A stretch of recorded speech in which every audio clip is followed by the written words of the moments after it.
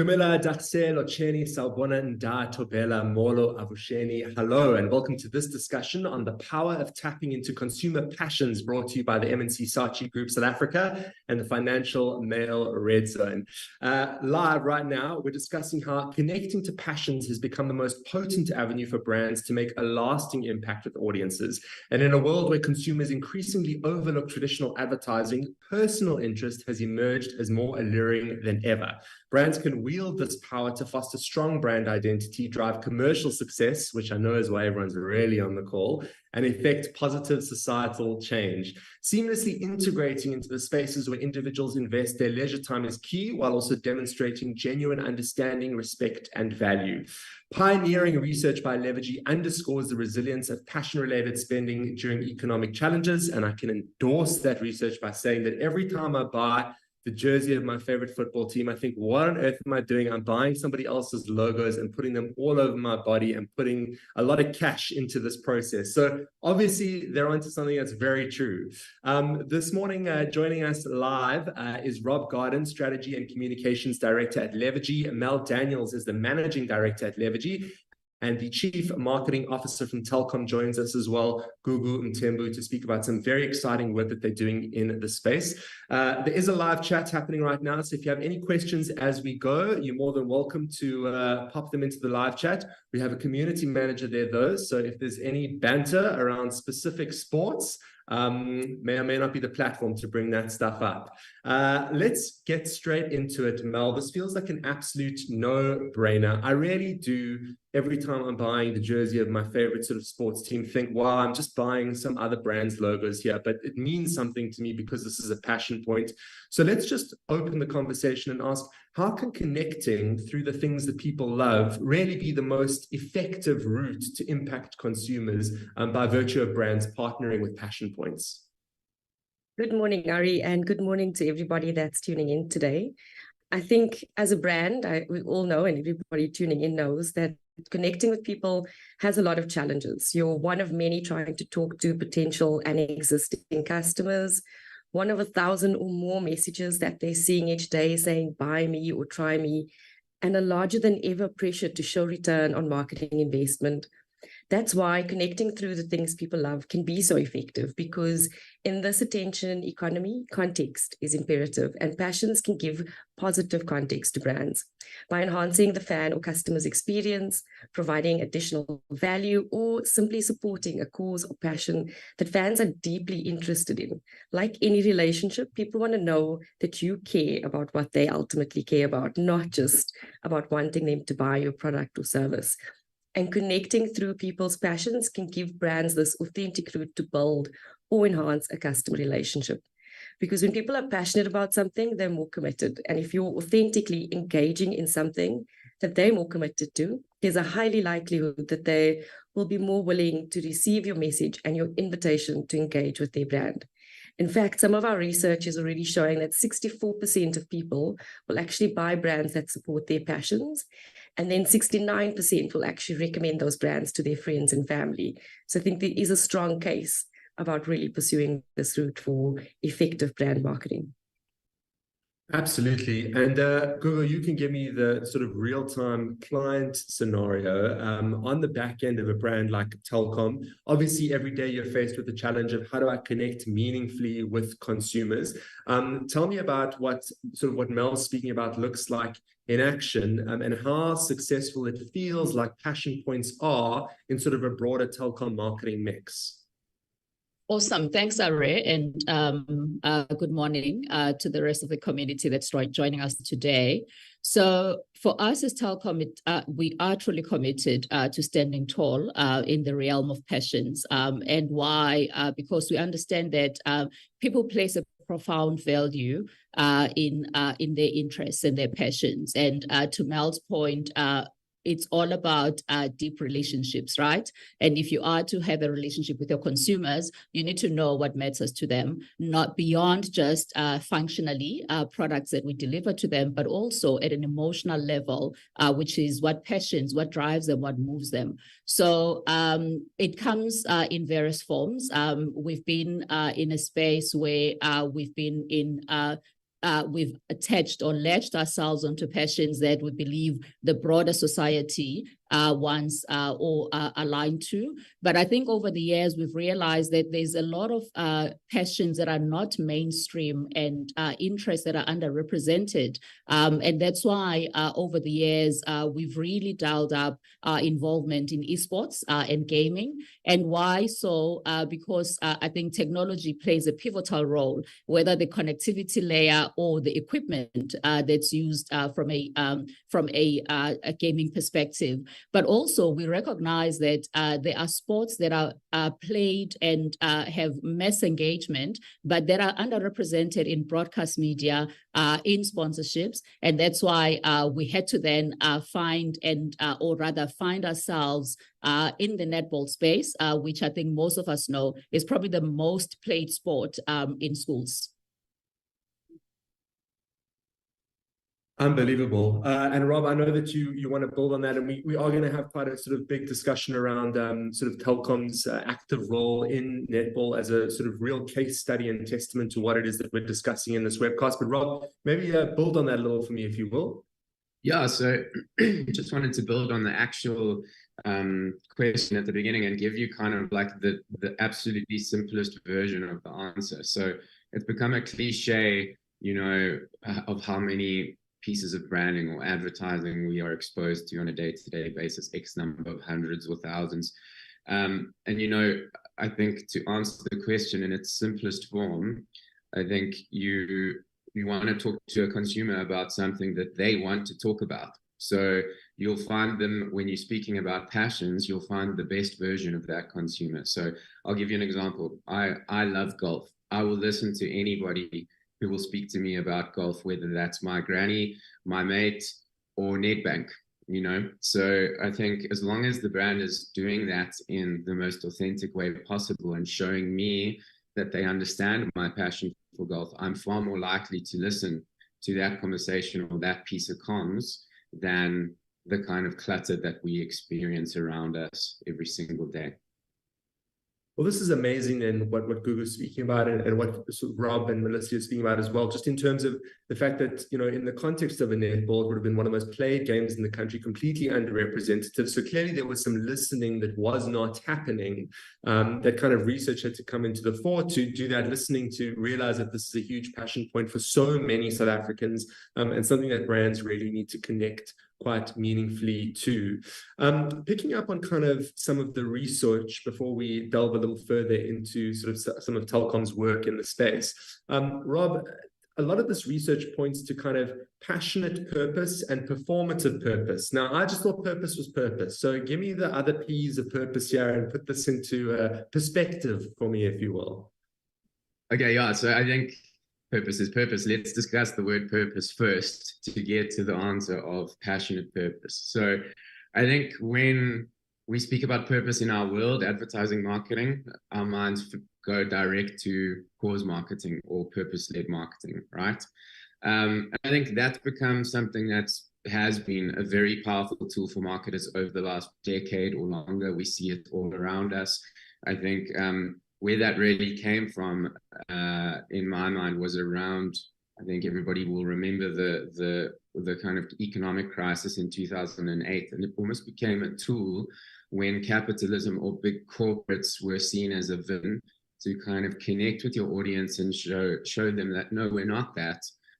We actually do care about you as an individual or about you as a person. So the basic principle is for purpose-led marketing, kind of attaching yourself to a cause which really mirrors the core values of your brand to connect authentically with a target audience or an audience base. And that can be immensely powerful. We know that. I think it's the obvious example, but my favorite piece of purpose-led marketing is what Nike did in the Dream Crazy kind of extended campaign. But I think what that campaign also shows, they did it fantastically well, but it shows that going into this sort of world also has a little bit of a slippery slope potential. So you got to be very careful to speak to the core of your audience and what they want to hear and what will connect with them. So you would have seen at the height of that, when they were aligning themselves to Colin Kaepernick, you saw people burning Nikes that didn't matter because they were speaking to the core of what was going to connect with their specific audience. And I think the more and more that this word purpose in our world evolves, that potential for slippery slope is becoming greater, because I think not only consumers but society as a whole are looking for realism. They're looking for brands to be able to show them that what I'm saying to you is genuine and is authentic and is real. And if you don't do that, you're going to create problems for yourself. So an audience is no longer looking for, I want to say, a campaign. And when I mean a campaign, I mean like a flash in the pan execution around a cause as like an illustration of I support that cause. There's this real expectation now that if you're going to claim to support a cause, it needs to be real, it needs to be deep, it needs to be authentic, and it needs to make real proper impact. But I'll get to passionate purpose now. So building that piece of trust, connection, and authenticity with a consumer doesn't have to hinge solely on purpose as we're discussing it now. So when you talk about purpose can also speak to the things that almost gives me as an individual purpose. So like my values, how do I express my values? And I think if we can understand that, can forge an even deeper connection with the consumer. But the challenge in that is kind of identifying what that is for the core of your target audience. So in the netball space, we wanted to reach a young teen audience through netball. We needed to identify how to do that in the right way, what would really resonate with them.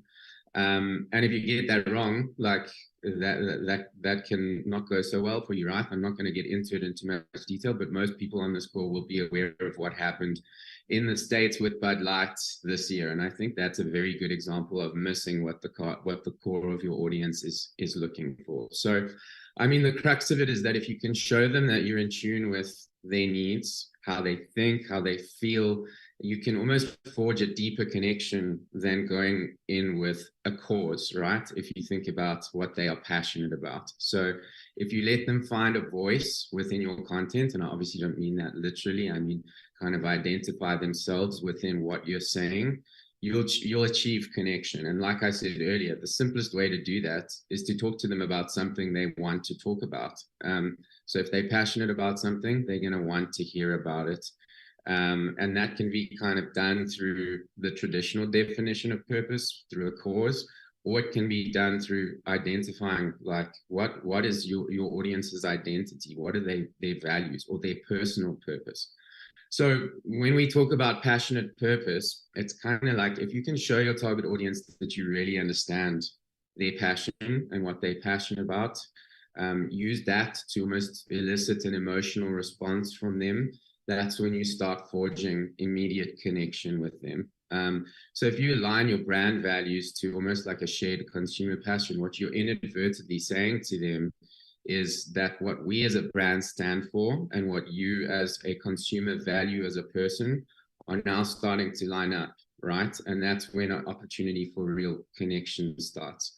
When we talk about performative purpose, I've touched on it already. That's a bit of a trap. So if you start putting on a show for a consumer around a cause or around a passion or interest that you don't genuinely believe in, doesn't genuinely align to your brand values, you'll be seen through straight away. So I used the example of me as a golf fan earlier.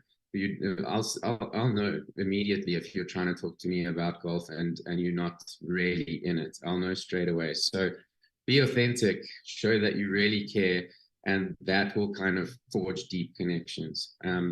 Yesterday we were discussing this actually, and something popped up and someone said something really cool. So I'll just share it with you now. They said, basically, you can be successful without, as a brand, without impacting people's lives. You can find success, but you're going to find it hard to be important or relevant. And that's what we all want, right? Yeah.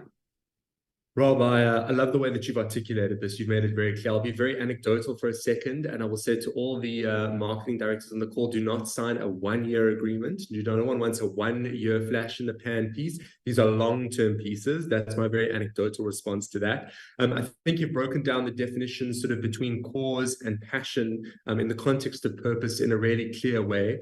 You spoke a lot about a them, though. This them are a little bit scary because they consist of those Gen Z kids, those millennials, all these different generations and what they come into the mix with. So perhaps, Mel, if you could put the generational lens onto what Rob's chatted about now, in terms of how this lives and how it looks and feels across different generations, obviously bearing in mind that, I mean, my experience of sort of sport, which is one of the passion points that we're focusing on today, has always been a very shared one across generations of all of us sitting on a couch and rooting for a specific team. But what are some of the nuances of millennials and Gen Zs in the context of what Rob's chatted to us about? Don't know if I'm always the right person to talk about it from a Gen Z point of view, Ari.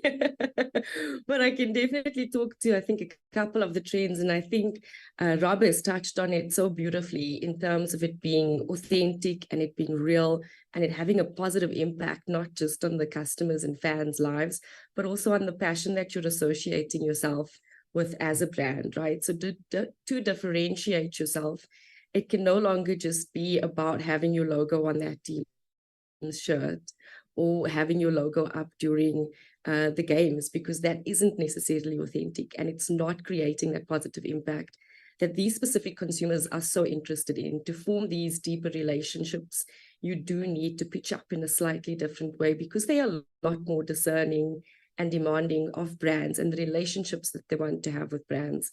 They don't just want to be spoken to, they want to engage a lot more and sometimes also take on the brand narrative for themselves as now content creators or creative creators themselves. And how do we now shift the way we're approaching things to invite them into our ecosystem and almost create participants of them? So I think for the millennials and Gen Zs, it is about tapping into how can we pitch up authentically and not just looking at the broader, more generic passion points. These are multifaceted people. I myself am a foodie, but I'm not necessarily a wannabe chef. I actually just want to eat all the food. And so it's not necessarily about talking to me about how to cook.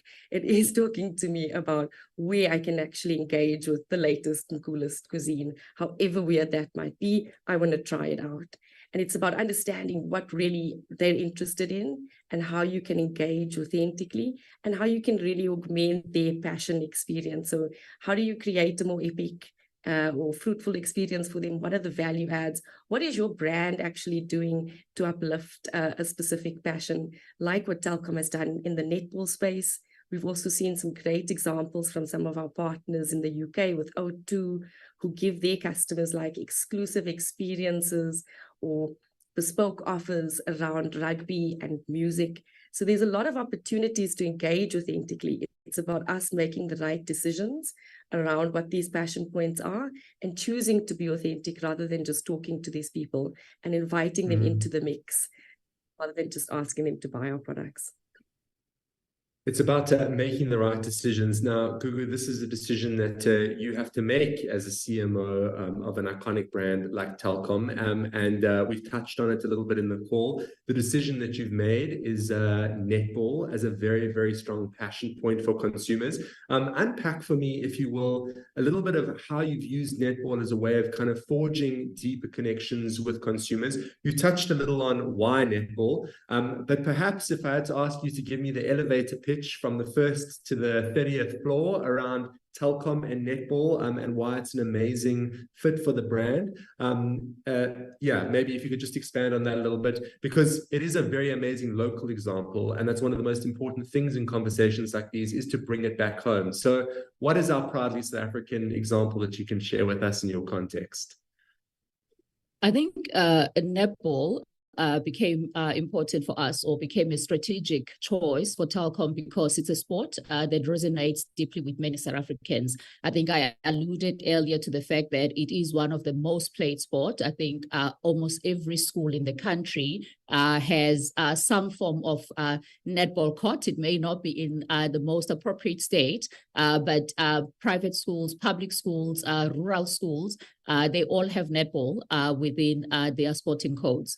What you do find, though, is that it may not be at the level that it should be, or they are not getting the necessary level of investment. So for us, knowing that almost every young kid, especially girls, which grow up to participate ideally in female sports, most of them don't see a future for themselves or a career.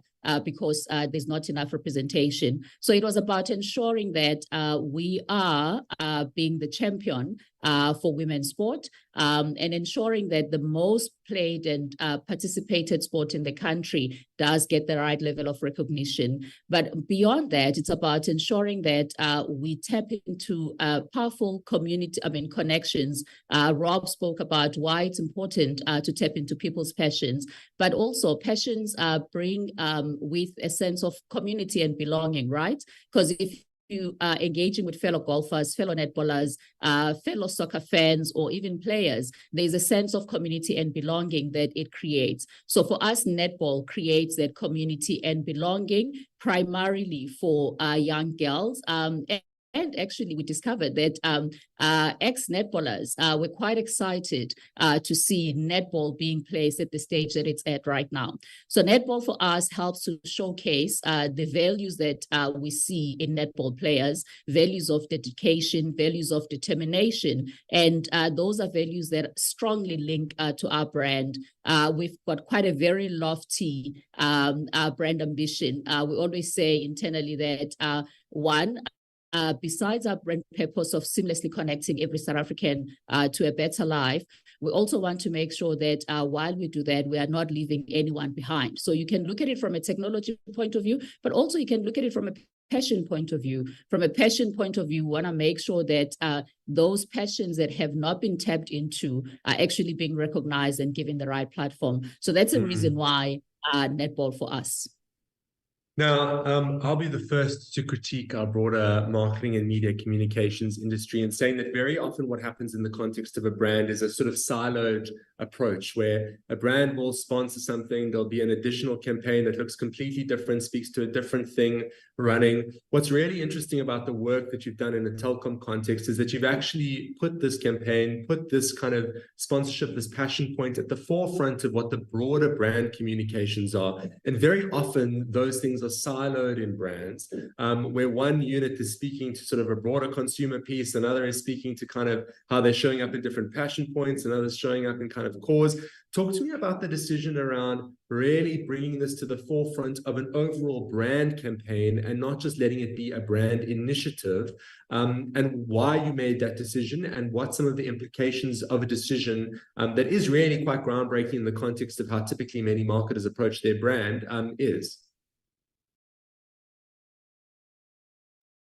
Absolutely. And I think you would appreciate that trying to sell the idea internally that we are going to literally scrap retail or how we show up with retail marketing in a key quarter for us and use our sponsorship property, netball specifically as the lead, was not an easy one. But I think what is important is as marketers to be able to show the path to one, connections with the people, so brand connections, the path to revenue as well. So it's always been important that whatever we do in connecting with passions, even though it may not result in immediate commercial returns, that it does provide an element of social returns, right? So for us, selling it as that idea to say there is a bigger and broader purpose behind netball was quite important.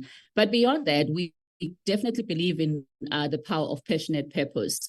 We definitely believe that what may be considered as a niche sport, being netball, has so many people that live and breathe it on a daily basis. I spoke about kids in schools. So many of them participate in it on a regular basis. So it is significant in their lives. It may not be as significant yet for everyone, but it is significant in their lives. And recognizing that and then tapping into that community. And I think we were quite fortunate to have the World Cup come to South Africa. I think what most people may not be aware of is that at netball for us, the decision for netball was not necessarily based on the World Cup coming to SA. At the time that we made the decision, we didn't even know that there would be a netball World Cup in the country. So it was identifying a passion that we strongly believe in, we are strongly aligned to, but also we understand the broader impact societally of investing in it. So having the World Cup then come to South Africa kind of aligned with our calendar from a campaign planning point of view. So it would have been remiss of us not to leverage the opportunity to engage then with broader audiences. And I think you may have seen that even people that don't necessarily follow the sport were quite engaged during this period. So it was about that engagement, engaging people, and also using the platform to gain more passionate netball supporters. But importantly, we believe that it's not just about putting our investment just beyond in the sport because we can as a brand, but that for us the long-term futuristic, or rather long-term future returns associated with it will live beyond the brand. It's about legacy building. And I think when you look at what Rob was talking about, performative purpose versus passionate purpose, performative aligns itself with what's trendy, right? Whereas passionate purpose kind of looks at what is meaningful and impactful in the long term.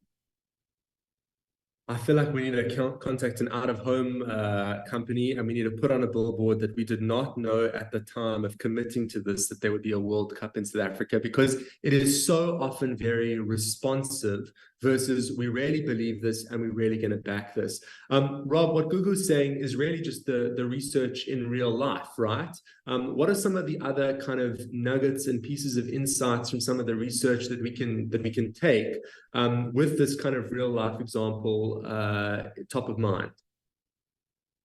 Yeah, I think I very quickly just want to add to what Gugu was saying very quickly is what very interesting thing we found about netball in terms of connecting with people is that more so than maybe any other sport in this country, you're likely to be speaking to a participant rather than a fan. So what it gives Telkom and what we really found in working with Gugu and her team is more so than most sponsorship properties, although it may feel niche, it has thousands and thousands of participants. So it really gives this opportunity to forge deeper connections. In terms of the research, yeah, so I think, can I just very quickly introduce what Passion Pulse is all about? Absolutely. Yeah, so Passion Pulse is a study that we are in the midst of. The research is in, we're busy filtering it. It's essentially the first kind of passions focused research study that has been done in South Africa, and it's kind of designed to unlock really nuanced intelligence around what are the passions that define South Africans, what are the passions that define South African culture, and hopefully resulting in some kind of deep usable insights that we can work with brands to help them essentially determine what is the right way to communicate with their audiences, and how do they really forge those deep connections. So yeah, I think I'm gonna share a couple of top line stats with you, so some of the more interesting broader stats to come out of it.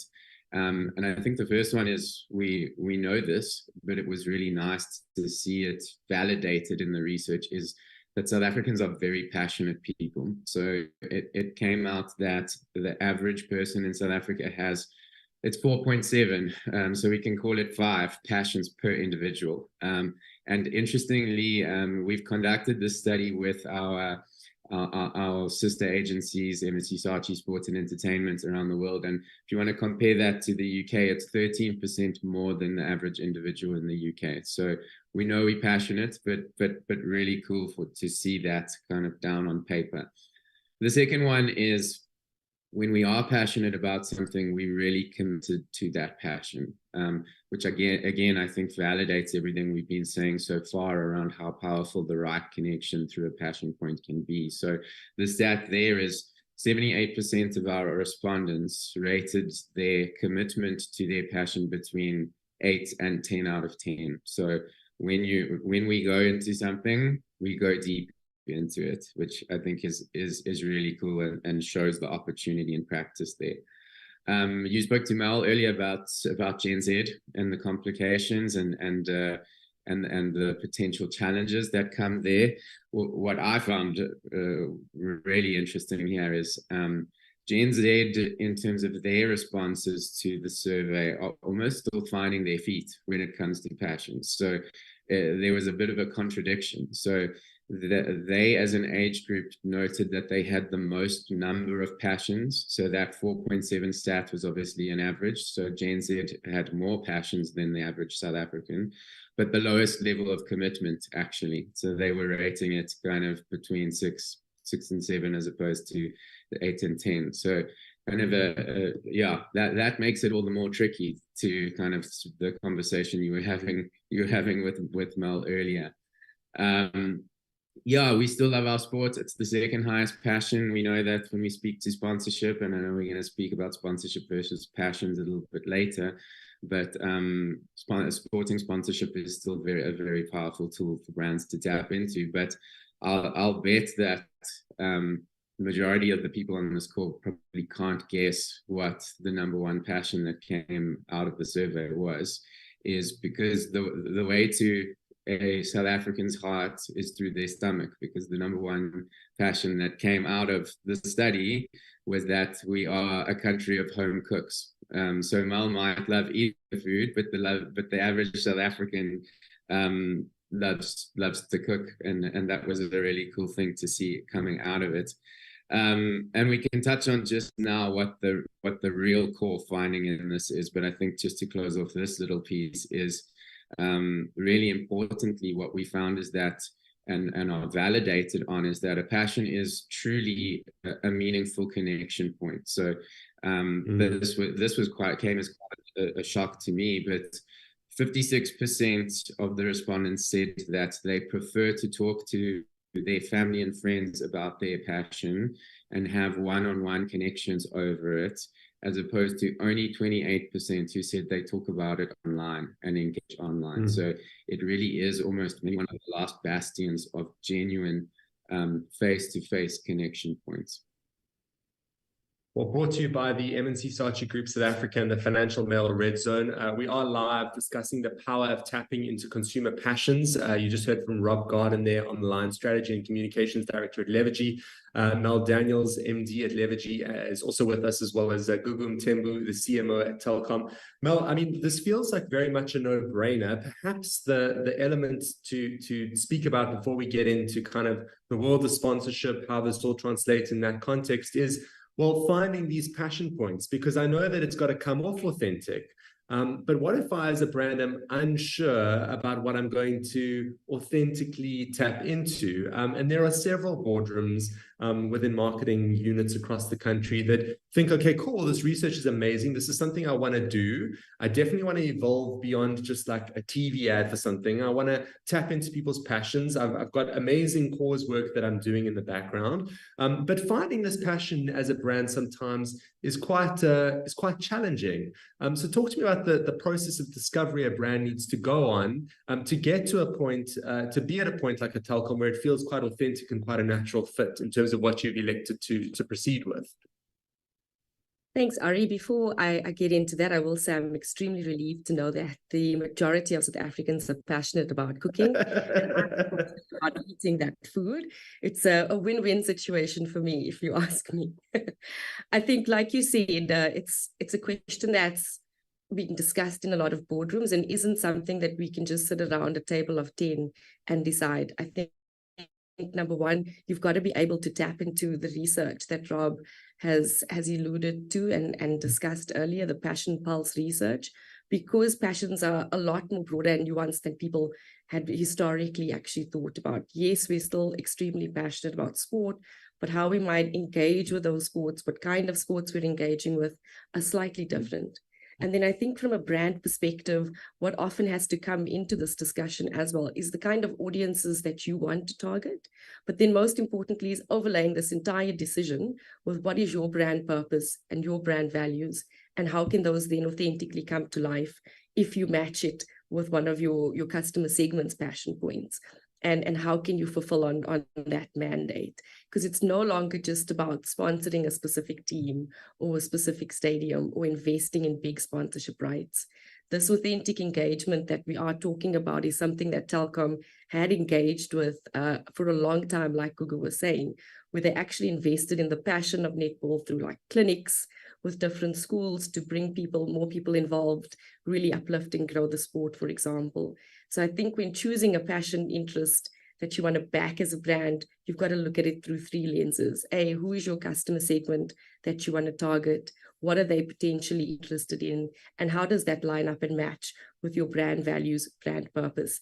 And then how can you really maximize that to your best advantage? And when I say maximize it, like I said, it's not just about putting your logo against the sponsorship. You have to also truly invest from a brand point of view to make it a real engagement. But I'm sure Rob has some stuff to add to that.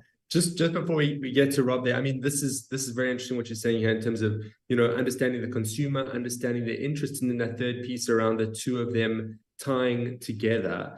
And it makes it feel like more than just the sort of leads of a company just signing something off as a sponsorship. I mean, what you're speaking about here is a deep-rooted, intrinsic understanding of that passion point, to the extent that you're doing a lot of stuff that's actually not part of the marketing campaign. You're uplifting the sort of sport at a very grassroots level. And perhaps, Gugu and Rob, if you want to build on that, having worked through this kind of Telkom narrative where there's a lot of stuff that you've done that people don't know about, that's just for the good of the sport, and perhaps unpacking a little bit of the value of the stuff that we don't see as the curated Facebook, Instagram, Twitter, and TikTok post. Sure, I think I'll take that first, Rob, and then you can build on it. So I think beyond what people see and beyond just them seeing Telkom's involvement in netball through the Telkom Netball League or the schools championships that we have, Telkom Netball Championships, I think the World Cup kind of shone a spotlight on the work that we do. But what was important for us was the broader benefit, and I spoke about it in terms of the social benefit, and it would involvement in the sport. We would not have a long-term runway if we did not then go into those basics, making sure that at a basic level, we are ensuring that young girls do have access to the sport and access to proper facilities. So, and how that looks like is while our biggest property is Telkom Netball League, Telkom Netball League does require a pipeline of talent, right, for it to be sustainable. So to then have that pipeline of talent, we then literally, when we started in 2019, our focus was on just the league. But we realized that the league needs a feeder, and the feeder is universities and schools. And where then we could play is within the school's environment, created the Telkom Netball Championships so that we could enable Netball South Africa to identify talent that could then move on to the league. But beyond that, also, what we did recognize at the time is that we had fewer clubs participating from fewer provinces. So we didn't have all 9 provinces of South Africa represented. So in order to do that, we then had to engage with our partner, Netball South Africa, to look at what do we do as a brand to enable them to make the sports broader across all the provinces, or at least find talent across provinces. I think with the last installment of the Telkom Netball League, we had grown the participation by more than 50% in terms of the number of clubs that could participate. And I think if you think about that, the impact that it has on the clubs themselves, but also the regions that they come from, more kids can then start to see a path to a netball career, because now they can see that they've got more clubs within their respective regions being represented,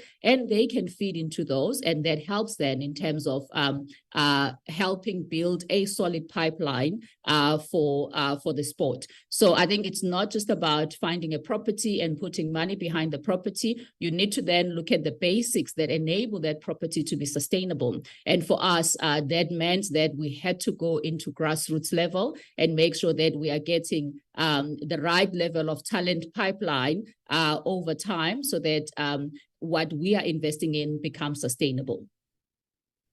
And Rob's going to Rob build on this. Into that. He's going to build on it in a sec, but Ari? I just want to give the aha moment in this, is that even in your language there, that you refer to Netball South Africa as a partner, I think speaks to the sort of depth of that relationship. So it's even in that language. I just wanted to point that out. But Rob, if you want to just maybe build on what Gugu's been chatting about. Yeah, I think I'll build on both what Mel and Gugu said. Is I had a pretty interesting thought while they were both unpacking it. Is a lot of this conversation has been speaking about passion in the singular, and I think what we're finding and what I think we've done really well with Telkom and Gugu and her team is finding adjacent passions to form that really deep connection. So while netball is the core passion, what we've been able to do through this data and through kind of the cultural nuances that we've built within the agency is to go, okay, so we've got the netball sponsorship. Obviously, everybody that we're aiming at speaking to have some form of connection with netball, but what else are they passionate about? What else can we bring into our executions that can make that kind of netball sponsorship execution that much more deeper, that much more nuanced. So I'll give you a real life example. What we did with the Stand Tall campaign, which was the brand campaign that was touched on earlier, was we looked at, so our core audience has become teens. That's primarily who's playing netball, and that's who we wanted to target. What can we try solve for them, and how can we do that through a passion lens? And the answer became around the fact that, and I think we'll all agree with this, that young people at the moment, not only in South Africa, but broadly, are going through a little bit of a crisis of confidence, especially young girls who are the most likely to be participating in netball. And then we looked at, okay, how can we inspire them, not only through netball, but through a passion-led netball execution. And the insight that came out of that was sports stars actually to a child are probably the closest thing in real life that looks like a superhero. And knowing like the prevalence of superhero culture at the moment that's coming through Marvel, that's coming through DC, every second movie you're seeing on the screen it features a superhero. We kind of thought that was a very interesting thing to play with. But at that point in time, prior to the World Cup, there probably weren't that many kind of national netball players in South Africa that the average person knows who they are, knows what they're made up of. So we actually set out to kind of create Telkom's netball execution around turning our national players into superheroes, to inspire the youth and to inspire kids who play netball, hopefully then knocking on into their parents as a secondary target audience, right? Because kids are obviously passionate about that, or parents are passionate about the well-being of their parents. So the Stand Tall execution, I would encourage people to go check it out, was we literally turned national netball players into superheroes through a partnership with a comic book illustrator. We created an actual physical comic book telling their stories, telling stories of them inspiring young people, and created that as the platform to, one, put netball on a pedestal that it hasn't been on before in the context of the World Cup, but then also inspire young South Africans through an execution that isn't just, showing netball as the sport, making it that much deeper. So adjacent passions, I think, are a powerful thing too. It's very often we see work and we feel something towards it, but we don't always articulate why it is we're having that feeling and that response. And so what's so interesting to me, sort of moving through this conversation with the three of you, is really unpacking this very emotive side around some of what this work is and what at a subconscious level it is doing for everyday consumers who are engaging with it. And I would imagine that the arguments to be made out of that is that even in a very challenging economic climate where people are incredibly conscious about, what they're spending, the price point of what they're spending, there is still a very emotional sort of back end that goes into how consumers make decisions. And I would imagine that this lends itself very much to quantifying the ROI of investing in passion points of consumers. Because Melissa, is the thinking that the consumer will, to a certain extent, look beyond the price point of something if they feel like it connects very meaningfully with something that they're passionate about, even in the context of a challenging economic climate? I think it's more than just looking beyond the price point. We've spoken a lot about deepening these customer relationships, and some of the stats that we've seen from some of the longer term passion partnerships, let's call them that internationally, is that customers are even more loyal when you engage with them on a passion level and show real investment in their passion. Just like what Gugu and Rob are saying, it's not just about hard selling to them. You're actually walking a journey with them. So they don't just look past the actual price point. They become more loyal. They stay with your brand for longer, purchase more of your products, and also then talk more to their friends and family about what your product is providing them, because your product, brand, or service is now so closely attached to something that they're so passionate and invested in, that ultimately they can then become more invested in you. And hopefully through these partnerships, you're also really uplifting that experience for them. Like Gugu was saying, by either investing in that passion at a grassroots level, or giving them a deeper experience around that passion, or giving them additional value adds to let them really engage with that passion on a much deeper level. And I think, Rob, you've got some interesting stats from the Passion Pulse report as well that can talk to how this is playing out from an economic point of view. I'm sorry to ask that question on your behalf, Ari. No, let's back it up with the facts, Rob. Yeah, okay. So yes, this has been backed up and proven by our Passion Pulse research. So I think the core takeout of it is that a passion is resilient. So I'll speak to this in a bit more detail, but what came out of it was, despite this economic hardship, we are still spending our hard-earned money on passions. So the stat was 71%, which in the context of this is a really high number, said that they spent at least the same or even more on their passion in the past year.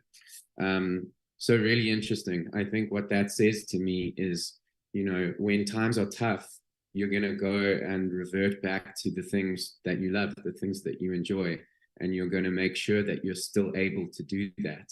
And I think, I'll quote another couple of stats here, is that it also they showed us that we want brands involved in our passion. 82% said that. We also said that we buy brands that are involved in our passion. That was 64%, and 69% said that they recommend these brands to family and friends. So I think, having said, we revert back to the things that we love, the things that make us happy. If we see someone coming in and adding value to that, making it that much more enjoyable or easier to access, or leveling it up for us, especially in this sort of climate, we're going to be grateful for that. And we keep going back to the word connection. That's what it's going to be. Now, in the context of our sort of media and marketing community, a lot of marketers also like to do what they know, right? I can control the words on the billboard. I can control how the food is art directed in my 30-second TV commercial.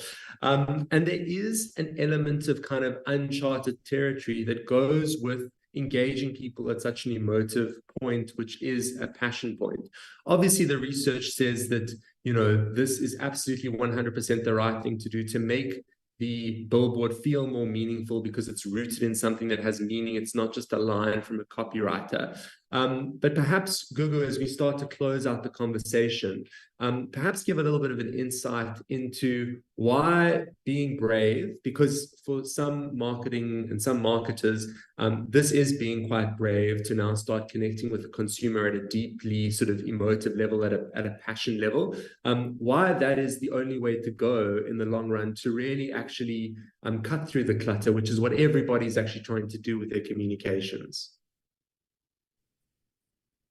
I think it goes to what Rob said earlier.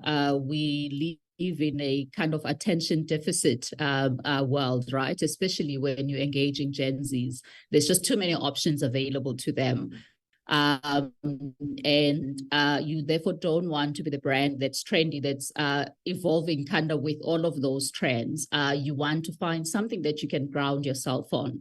So being brave and saying we'll go into what is or maybe perceived, because I think it's more of a perception than anything, maybe perceived to be niche sports is not going to yield the results. It goes back to your ultimate purpose that grounds you as a brand, right?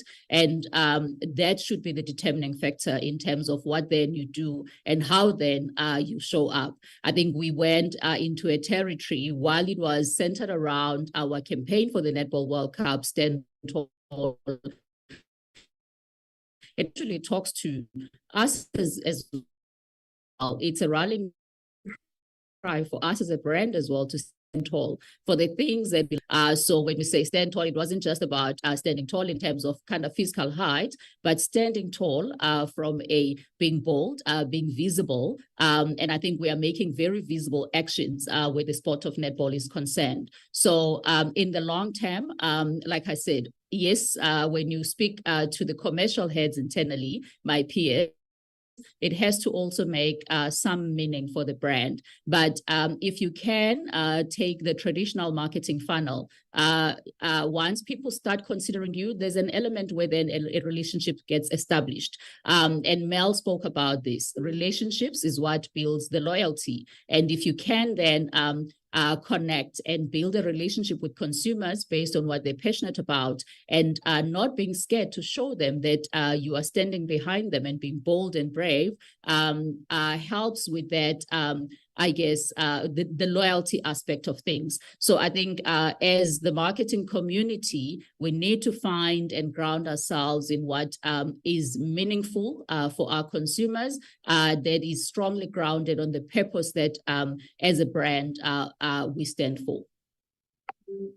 And what I love, adding a layer there around this almost self-fulfilling prophecy, where there is in the back end of this kind of work so much actual literal development of a sport that takes place. So it feels like this very self-fulfilling prophecy. We are coming towards the sort of closing minutes of our discussion.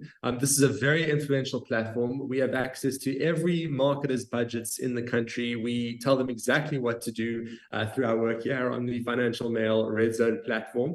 So perhaps as we close the conversation, just to take some kind of closing takeaways from each of our panelists this morning around the power of tapping into consumer passions, because ultimately someone's going to have to make a decision to do this, and somebody's going to have to fight for this to be signed off. So some very sort of tactical, kind of tangible takeaways that we can take from this conversation. And Rob, I'll come to you first.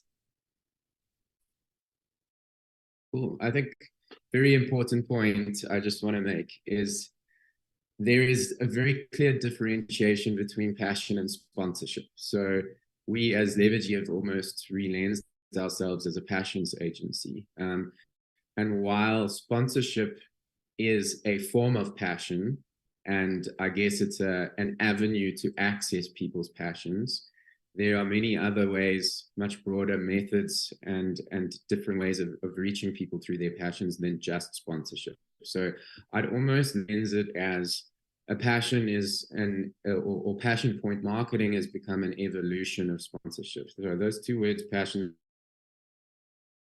have always been intertwined. Sponsorship is a very effective way of reaching consumer passions. You can go look at Nike's sponsorship of Michael Jordan or Tiger Woods. Those brands are inextricably intertwined and do an incredible job.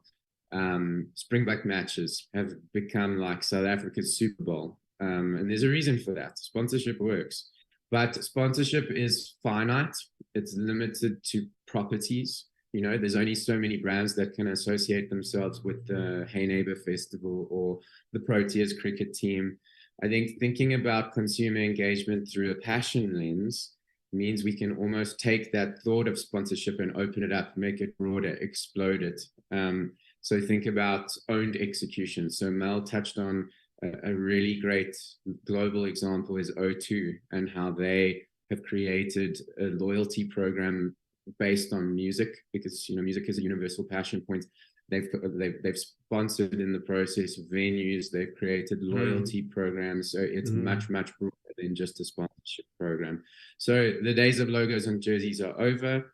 I think passions have become a much broader view on what sponsorship is. So I think keep that in mind. Mel, in a minute, your closing remarks. So I think just to build on what Rob was saying really quickly, I think apart from broadening this kind of engagement portfolio, it also means readjusting your lens on budgets. So kind of sponsorship property rights traditionally come with quite massive budgets. Relooking things from a passion point of view might mean that you might be able to spend less in that specific instance. But then I will caution all our brand and marketing partners to understand that you do have to have a long-term investment and engagement in something like this. And it's not just about a billboard. It can still be promotional, just like what Checkers is currently doing with the Rugby World Cup campaign. And it can also be about building brand love across multiple touch points, as long as it is authentic, matches both your brand values as well as the customer's customer values that are associated to those passion points. Mel, I knew there would be a food reference in there. I knew that we weren't going to end the hour without some form of reference to food and to Checkers there. Gugu, give us the closing word.